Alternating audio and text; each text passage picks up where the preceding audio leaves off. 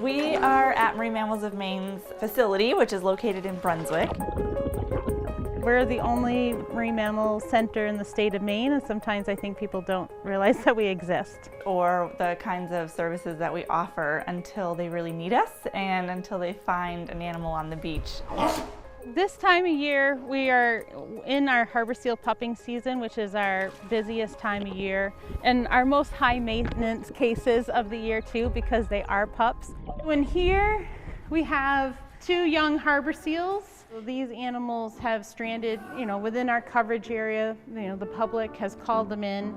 This animal is dealing with very malnourishment. She's got an eye issue as well, and so she's getting tube fed. So then in these 2 pool units, we have animals that have started to eat fish on their own. So you can hear the vocalizations, and I will say the vocalizations when they're really young pups is how mom and pup interact with each other. So that's how mom knows which individual animal is her pup. It's hard. I will say these animals show up on very busy beaches and populated beaches, and that the human presence causes a lot of stress on these animals. There's always so many different things happening at the same time, from calls coming into our hotline, dispatching volunteers, animals coming in. So once we have determined that an animal is in need of medical assistance, we'll admit an animal here at our center. We're going to check her temperature and give her her eye treatment as well. Just like human babies or even wildlife, orphan wildlife in general, they require a lot of intensive care. So these animals would be mostly dependent on mom at this point. They are just as cute as our dogs at home for sure, but they are hugely impacted by stress. So even walking up to these animals on the beach is very dangerous for them. They're very good at masking their stress, so you likely will not be able to recognize any kind of stress symptoms. We have had some fatalities from animals that have been interfered with too much. And even when they come here, sometimes the stress alone is too much for them, being wild animals. So as little to do with people is unfortunately what's best for them. She's good to go.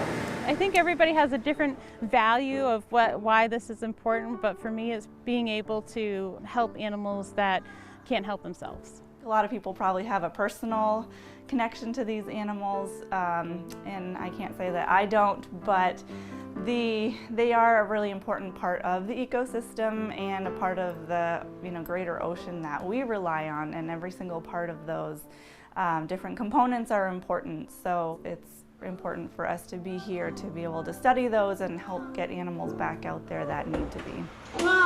Our executive director, Lynda Doughty, was nominated by one of our volunteers for CNN's Hero of the Year.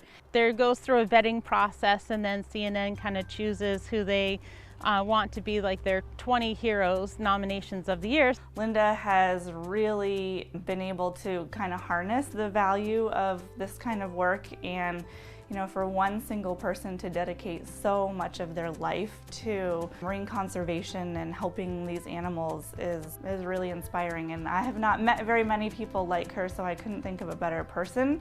Part of how the CNN program works is also trying to raise awareness and visibility for, ordinary people doing good things. And because we're mostly funded by donations, that is why they've kind of created a fundraiser to support this nomination as well.